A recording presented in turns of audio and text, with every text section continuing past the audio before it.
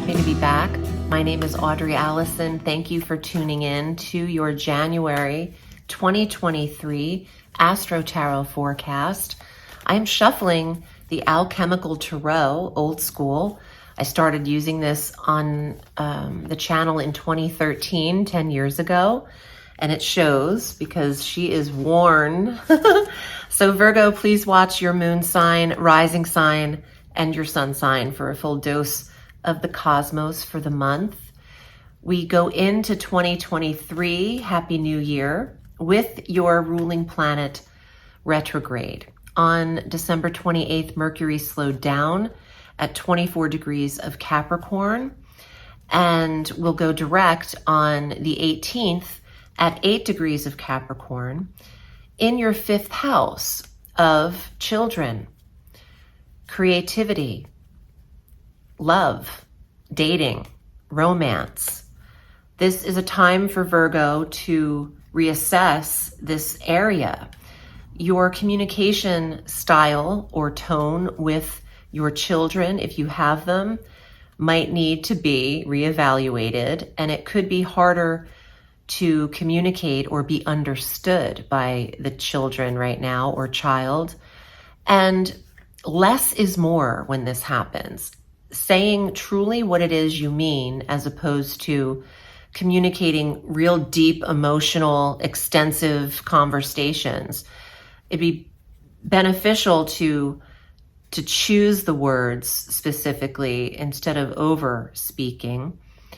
And boundaries might not work right now with children, laying down the law. Things need to be a little bit more easy breezy when Mercury retrogrades in a children's sector. What's the right term? Ebbs and flows. Maybe that give them grace in terms of strict curfew. Clocks could be different. Give them some grace. Give them the benefit of the doubt. That's what I was getting stuck on a little bit.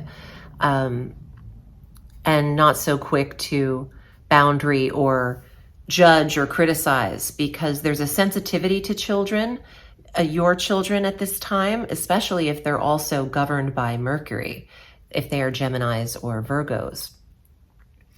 So on the 6th, actually, I want to go back. You're also reassessing your love life for those of you who are not married. If you're just, if you're in a dating relationship, if you're in maybe a committed relationship but not legalized yet, this is a time for Virgo to truly assess their connections and what really brings them happiness. And you don't have to take action in this area by implementing change. But by the time Mercury's direct around the 19th of January going forward, people will drop off that aren't really connected for you. And I think it has to do with how you set a boundary with them. Okay, on the 6th, full moon occurs at 16 degrees of Cancer. There's closure in the sector of goals, friendships, clubs, groups, and organizations that Virgo is affiliated with. So in a healthy way, what can Virgo take off of their plate to create more opening for personal pleasure, self-care? You're giving a lot to others. Virgo belongs to a lot of charities, clubs, things that require membership. And not everyone can actually get a piece of Virgo this year. And don't forget, your friendships need you, or they're missing you. Your 11th sector of who you relate to in your friendship world. So Virgo is assessing who's getting a taste of Virgo in 2023. And on the 20th, the sun enters Aquarius. And this is wonderful for Virgo, who is naturally very responsive in the 6th sector of health. The sun and Venus are conjunct in your 6th house. Venus entering your 6th house on the 2nd of January through the 26th. But the sun and Venus conjunct from the 20th through the 26th in the sector of well-being, nutrition, health, regimen, and routine, task management, and organization. Oh, this is a Virgo's, nocturnally mish.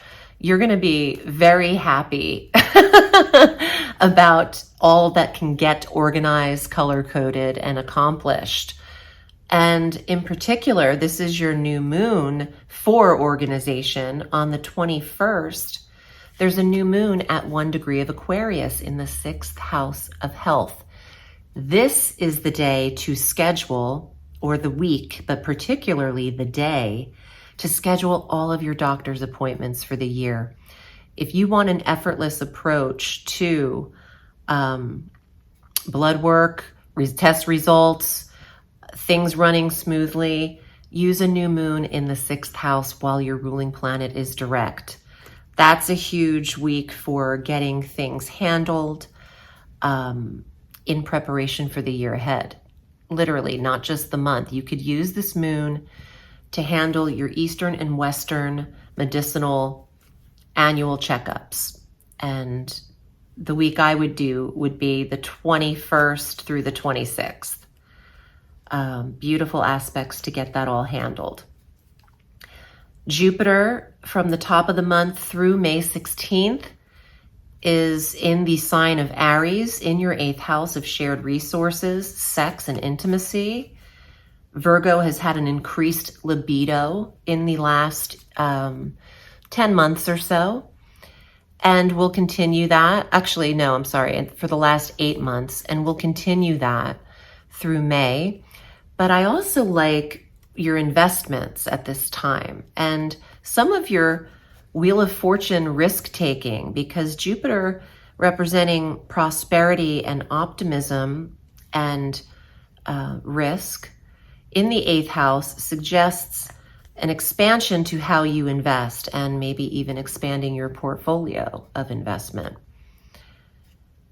Jupiter sextiles Mars in Gemini through March 25th. Mars is stationed in Gemini in your 10th house of career. That's some powerful energy and stamina and action in your 10th house of career, title, status. Virgo is reporting to themselves or taking action to make that so. Having autonomy with Mars in the 10th house, you being the boss and the emperor, Mars, of the career.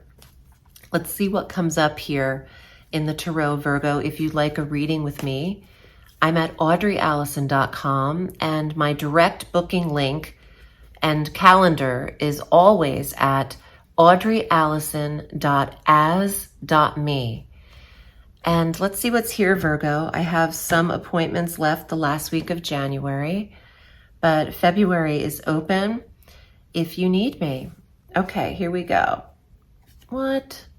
10 of Swords.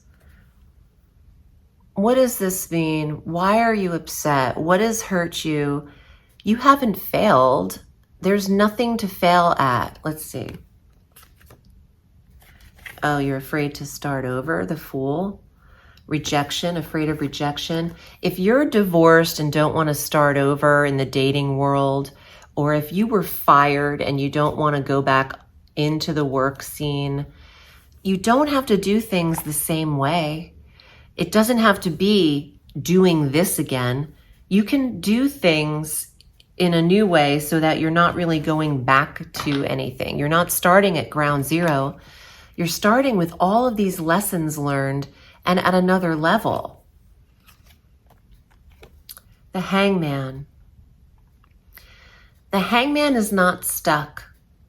He is waiting. He's also receiving a download.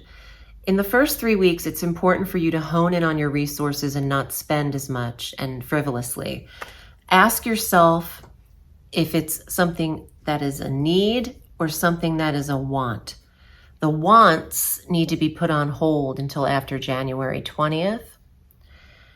And you're in preparation of something. Either a Virgo is healing old wounds or preparing for new adventure and doing things not in the same old way of how they ended up before. I feel like you're correcting the course path.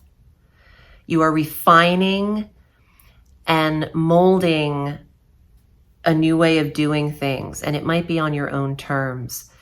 I think Virgo is removing themselves from the mental competition or the frustration of thinking they haven't succeeded at something.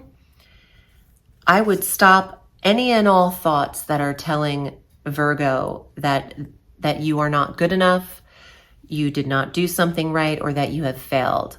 That is a voice that you do not need to listen to, and a voice that doesn't know what it's talking about. Temperament, go easy on yourself. In sweet due time, there's the golden trail behind you. In sweet due time, there is balance. Be patient. This is the card of temperament, pace, calm, balance, and moderation. Take a step forward each day. It doesn't have to be a million steps, just that one. And I would go easy on the timing of how quickly things have to be done in terms of a love life, a work goal. When relatives around the holiday table ask, well, when are you going to fill in the blank? It doesn't matter when. If it's going to happen and it's meant for you, it will be so. And take the end date out of your mind here. This is a beautiful month to focus on health and well-being. And I'm wishing you all the best. If you want a personal reading, you know where to find me. Remember, the sky is limitless, so reach for the stars.